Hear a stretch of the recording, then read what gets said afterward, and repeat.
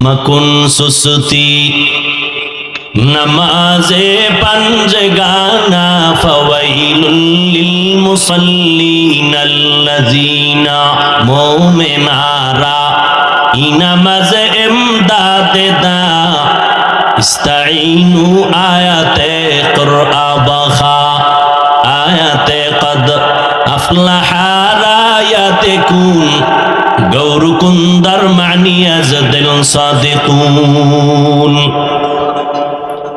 আল্লাহ বলেন আমার সাথে যদি মোলাকাত করতে চাও নেক আমল চালায় যাও, নেক আমল করো, বদ আমল করবা না, তবে সাবধান আমলের মধ্যে যেন শিরকের গন্ধ না থাকে। ওই ব্যক্তি নেক আমল করিও যেই ব্যক্তি আমি রবের সাথে মোলাকাত করতে চাও। রবের চিনলে না রে বাবা, কেমন আমার দয়ার মালিক আমার রব। এত সুন্দর কণ্ঠ কে দান করেছেন, খুঁজে খুঁজে বের করো, তিনি আমার আল্লাহ। আল্লাহকে খুঁজার জন্য লন্ডন আমেরিকা যাওয়া লাগবে না, বান্দা নিজের মধ্যে তালাশ করো, রবের খোঁজ পেয়ে যাইবা। ওয়াফি আনফুসিকুম আফালা তুবসিরুন। তেরা আয়না আলমে রঙ্গ বুহে, তেরা আয়না আলমে রঙ্গ বুহে, जिधर दिखता हो उधर तू ही तू है। আল্লাহর বান্দা ওমরে ফারুকের সামনে দাঁড়াইয়া ঘটনার বিবরণ দিতেছেন, মনে আসেনি? ঘটনার বিবরণ দিতেছেন। আমার স্ত্রী সান্ত্বনা দেয় আর বললেন তুমি যাও, যুদ্ধের ময়দানে চলে যাও। খলিফাতুল মুসলিমিন আমার স্ত্রীর থেকে সাহস যখন আমি পেলাম, আমি রেডি হইয়া এইবার আমি রওনা হব যুদ্ধের ময়দানে। স্ত্রী আমাকে সাহস দিয়েছে। আরে আম্মা জানেরা, সন্তানকেও সাহস দেন, স্বামীকেও সাহস দিবেন নেক আমলের বেলায়। আল্লাহ শান্তির রাস্তা খুলে দিবে। যেখানে আল্লাহর বান্দিরা গুনাহে লিপ্ত হয় ওই সংসারে শান্তি নাই। আল্লাহর বান্দি আমাকে সাহস দিল আমি যুদ্ধে যাব। কেমন স্ত্রী, যাওয়ার বেলায় কয় ও স্বামী আমার, আপনি মাওলার কাছে 2 রাকাত নামাজ পড়ে একটু দোয়া করে যান। আমার স্ত্রী আমাকে স্মরণ করায় দেওয়ার কারণে আমি 2 রাকাত নামাজে দাঁড়ায় গেলাম। নামাজে দাঁড়াইয়া 2 রাকাত নামাজ আদায় করে মালিকের দরবারে দোয়া করলাম, ও আল্লাহ আমি তোমার যুদ্ধের ময়দানে যাই দিনের জন্য। তুমি কুদরতের দ্বারা আমার স্ত্রীর গর্ভে একটা বাচ্চা তুমি কুদরতের হাতে হেফাজতের ব্যবস্থা করে দিও। খেয়াল করেননি? কুদরতের হাতে আমার বাচ্চাকে হেফাজতের ব্যবস্থা করে দিও, আমার স্ত্রীর গর্ভের বাচ্চাকে হেফাজত করিও। এই দোয়া কইরা কান্নাকাটি করে স্ত্রীর থেকে বিদায় হয়ে চলে গেলেন যুদ্ধের ময়দানে। দীর্ঘদিন যুদ্ধ পরিচালনা করে গাজীর মর্যাদা নিয়ে বাড়িতে রওয়ানা। আল্লাহর বান্দা খুশি মনে বাড়িতে রওয়ানা। বাড়ির কিনারায় যখন আসলেন, বাড়ির আঙ্গিনায় ঢুকার পরে কেমন যেন শরীরের মধ্যে একটা ঝিম, হঠাৎ করে একটা কেমন যেন হালাত, মনে হয় যেন পুরো বাড়িটা নীরব হয়ে গেল। এক কদম সামনে দেয়, ভয় ভয় শরীর কাঁপতেছে। যাইতে যাইতে ঘরের দরজার সামনে দাঁড়ায় দেখে ঘরের দরজা বাহির থেকে তালা লাগানো। আসসালামু আলাইকুম ইয়া আহলাল বাইত। ঘরওয়ালারা কই? কোনো আওয়াজ নাই। বাড়ির আঙ্গিনার পাশেই হলো চাচাতো ভাইয়ের ঘর। ভাইয়ের আওয়াজ পাইয়া চাচাতো ভাই ঘর থেকে নেমে আসলো। ডাক দিয়া কয় আমার স্ত্রীর ঘরে তালা কেন? এই কথা বলতে না বলতে চাচাতো ভাই হাউমাউ করে কান্না শুরু করলো। আল্লাহর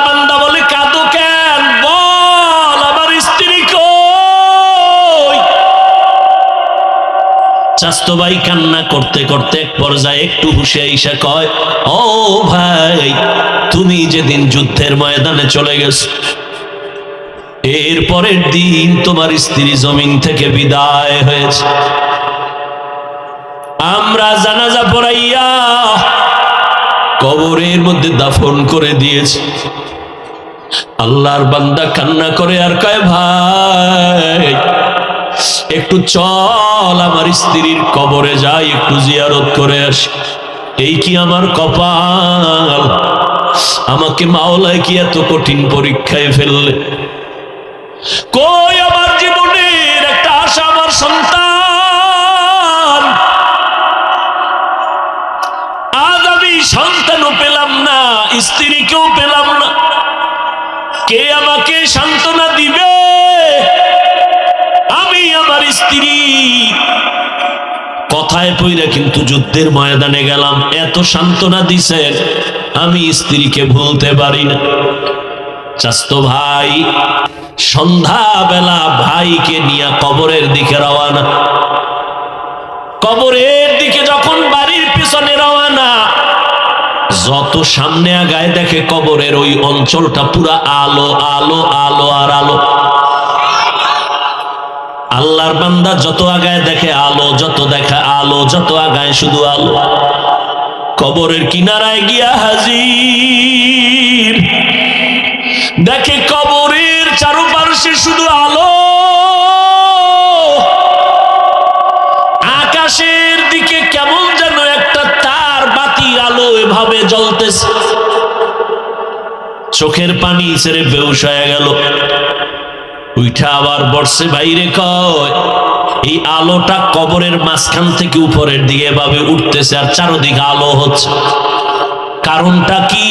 ভেতরে রহস্য আছে, আমি এই রহস্য না দেখে কবর থেকে যাব না। কেমনে দেখবা? বলে তুমি কবর খনন করার জন্য কিছু হাতিয়ার নিয়ে আসো, আমি কবর খনন করে দেখব ভেতরের কি হালাত। চাচতো ভাই কবর খনন করার হাতিয়ার আনার জন্য ঘরে রওয়ানা। হযরত ওমরের সামনে আল্লাহর বান্দা বিবরণ দেয় আর কান্নায় বিভোর,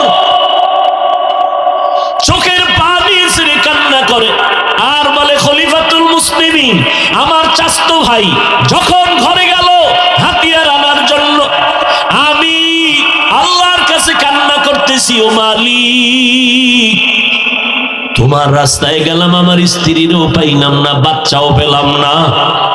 কবরের হাতিয়ার, কবর খনন করার হাতিয়ার আনতে গেল, আমি খনন করো।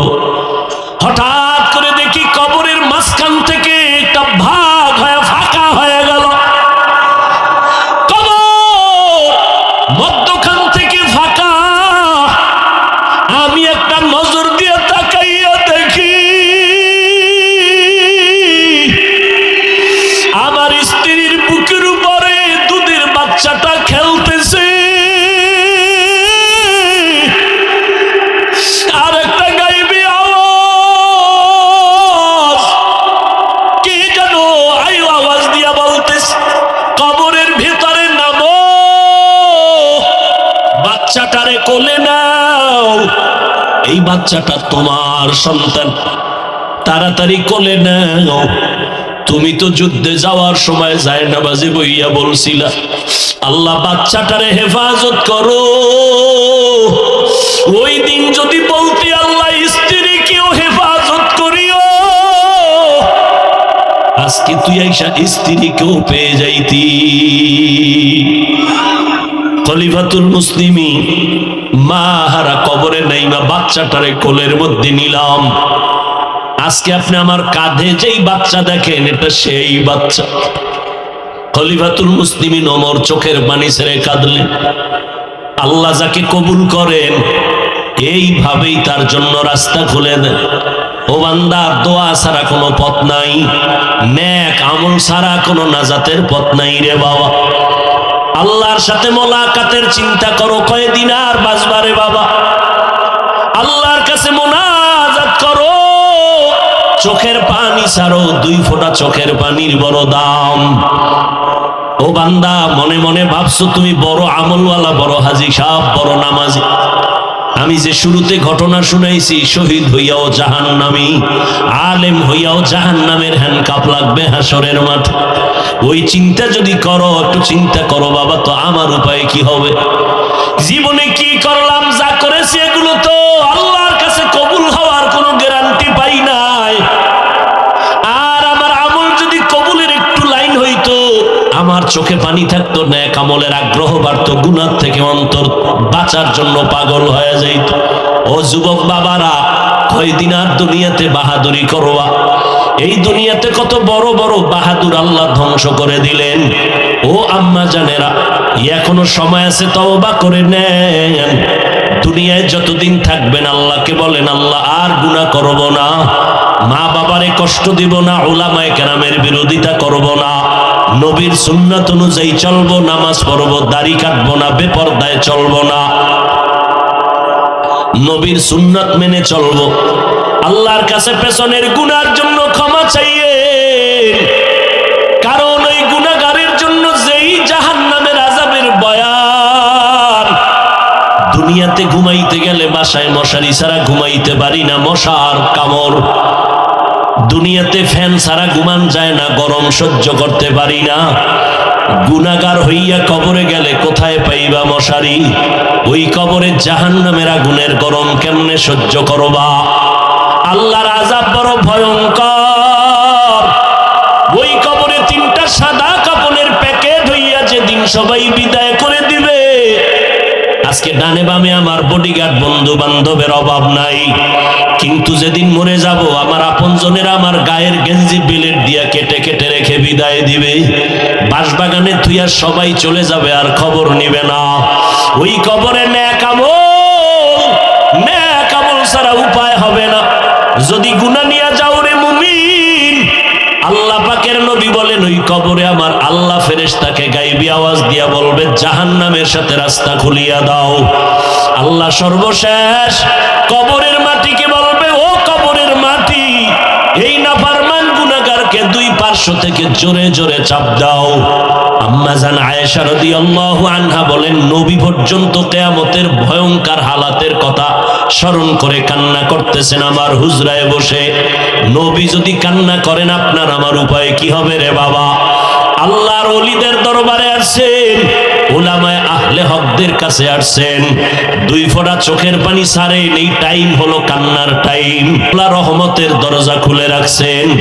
বান্দা যদি ডাকার মতো আল্লাহকে ডাক দেয়, একটা ডাক আল্লাহ খালি ফেরত দিবেন না। মনে মনে আল্লাহকে ডাকেন, আল্লাহ, এই ময়দানে মনে হয় আমার মতো গুনাহগার কেউ নাই। আমার গুনার কারণে আমার হাত না পাক, আমার চোখ না পাক, আমার জিহ্বা না পাক, আমার অন্তর না পাক। এই ময়দান থেকে গুনাহ নিয়ে ঘরে যাইতে চাই না রে আল্লাহ। তওবার নিয়ত করতেছি, আর গুনাহ করব না, মা বাবারে কষ্ট দিব না, উলামায়ে কেরামের বিরোধিতা করব না, দেশের বিরুদ্ধে জাতির বিরুদ্ধে ষড়যন্ত্র করব না, নবীর তরিকায় চলবো। আল্লাহর কাছে তওবার মতো যদি দুই ফোঁটা চোখের পানি ছেড়ে তওবা করেন, আমার মাওলা আপনাকে এত পবিত্র বানায় দিবেন, মনে হয় যেন আপনি জীবনে একটা গুনাহের কাজই করেন নাই।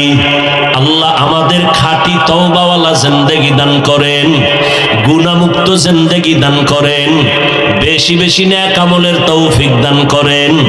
উলামায়ে আহলে হকদের পরামর্শ নিয়া, মা বাবার দোয়া নিয়া, বেশি বেশি নবীর তরিকা সুন্নাত অনুযায়ী আমাদের চলার মতো তৌফিক দান করেন। আমিন।